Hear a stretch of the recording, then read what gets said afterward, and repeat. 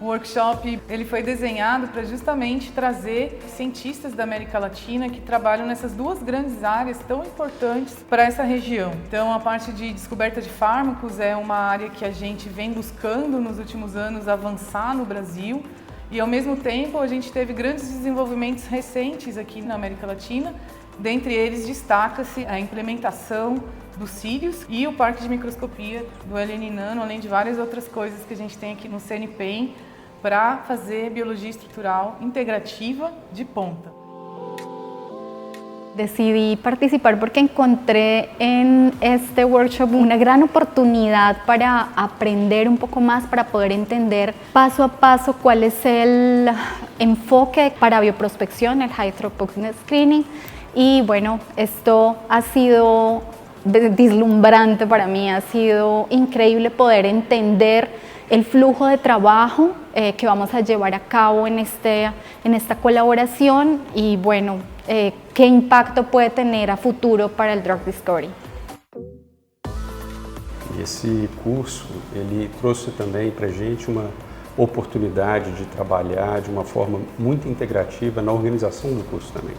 Nós tivemos aqui dentro do CNPEM 3 laboratórios nacionais envolvidos, todos esses parceiros trabalhando de forma integrada para a gente conseguir oferecer uma experiência que eu acredito que foi uma experiência única.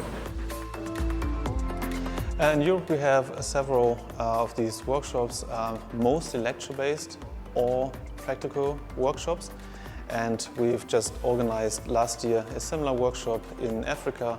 And for us, this was the first workshop here in Latin America, and I have to say that was really a great success, and hopefully we will come back for another edition.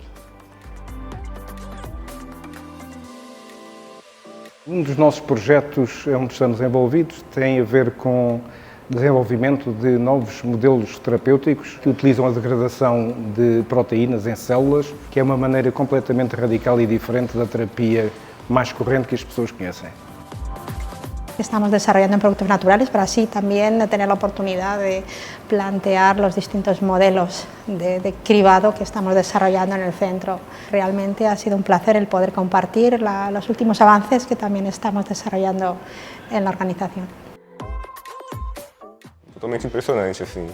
Primeiro pela estrutura de equipamentos, né, por toda também a integração no processo de descoberta, né, desde a validação de novos compostos, e também da avaliação estrutural desses alvos promissores. Ter a oportunidade também de interagir com profissionais de outras áreas, né, e ver tudo isso que essa estrutura possibilita, me deu ideia para novos projetos, com certeza.